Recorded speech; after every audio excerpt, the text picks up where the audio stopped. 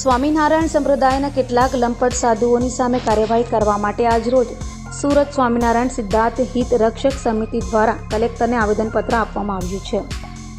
સ્વામિનારાયણ સંપ્રદાયને કેટલાક સાધુઓ બદનામ કરી રહ્યા છે. આવા લંપટ સાધુ બાવાઓને સંપ્રદાયમાંથી દૂર કરવામાં આવે, કારણ કે આવા બાવાઓ સેક્સ કાંડ રચે છે અને તેના છાંટાથી સ્વામિનારાયણ સંપ્રદાય પર પડી રહ્યા છે, જેના કારણે સંપ્રદાય દિવસે ને દિવસે બદનામ થઈ રહ્યો છે.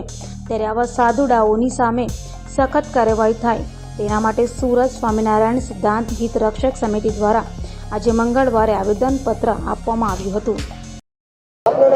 અર્જુનભાઈ સુહાગિયા, અમે અત્યારે જે આ સંપ્રદાયની અંદર આ બાવાઓ સાધુઓ જે લંપટ સાધુઓ જે કૃત્ય કરી રહ્યા છે બધા એના વિરોધમાં અમે સરકાર કલેક્ટરશ્રીને આવેદનપત્ર અપાવ્યા છીએ. અને અમારી જે સ્કીમ છે 1973માં પાસ થયેલી વહીવટી સ્કીમ ગુજરાત હાઈકોર્ટે પાસ કરેલી, એનો સંપૂર્ણ અમલ થાય એ અમલ કરાવવા માટે અમે સરકારને મધ્યસ્થી થવા માટે અમે આ કલેક્ટર આવેદનપત્ર અપાવ્યા છીએ. આ સ્વામિનારાયણ સંસ્થાના ગઢડા છે, જુનાગઢ, વડતાલ, બધા સંસ્થા લક્ષ્મીદેવ ગાદી અંતર્ગત જે દીક્ષિત સાધુઓ છે એ બધા જે છે એને માટે અમે અહીંયા આવ્યા છીએ. સંસ્થાઓ જૂની છે, પણ આ ભગવાન હિસાબે જે ભગવા પહેર્યા સાધુ પર બધા વિશ્વાસ રાખ્યો છે. વિશ્વાસ રાખ્યો એટલે આ જ્યારે બહાર આવ્યું બધું ત્યારે હરિભક્તોને જાણ થઈ, આ તો આળા બગડ્યા છે બધા, એટલે જાગૃત થઈને બધા એક થઈને અમે અહીંયા આવ્યા છીએ બધા હરિભક્તો. આવા લંપટ સાધુને હાંકી કાઢવા માટે અમારા બધા હાજર થયા છે અને કોઈ શાંતિથી ભજન નથી કરી શકતા, કારણ કે આ લોકો ગરીબ ગયેલા અને કાઢ્યા પેલા બિચારા કેમ ભજન કરે? આ બધાની લાગણી દુભાઈ છે. અમારા જે સાધુઓ લંપટ સાધુઓ, બીજા સાધુ 90% તો ખરાબ છે, પણ 10% સાધુઓ સારા છે.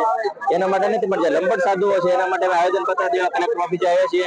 કારણ કે અમે આ છેલ્લા 1 મહિનાથી જોવો તમે પણ મીડિયા સમક્ષ તમારે પાસે બધા પ્રૂફો અને પુરાવા પણ આવી ગયા છે કે એક દિવસ પછી એક જમીન પર પચાવી પાડવાનું, બાળકોને માઇન્ડ વોશ કરવાના, બાળકો સાથે વિરુદ્ધ કૃત્યો કરવાના. વડોદરા અંદર વાડી વિસ્તારની અંદર જે પ્રજ્ઞા મંદિર આવેલું છે ત્યાં પણ બળાત્કાર થયેલો છે. કાલે કિરસરા ગુરુકુળ ની અંદર જે બનાવ આવેલો છે, ત્યાર પછી ગરડાની અંદર ભગત પ્રસાદના સાધુ જે વિડીયો બહાર આવ્યા છે.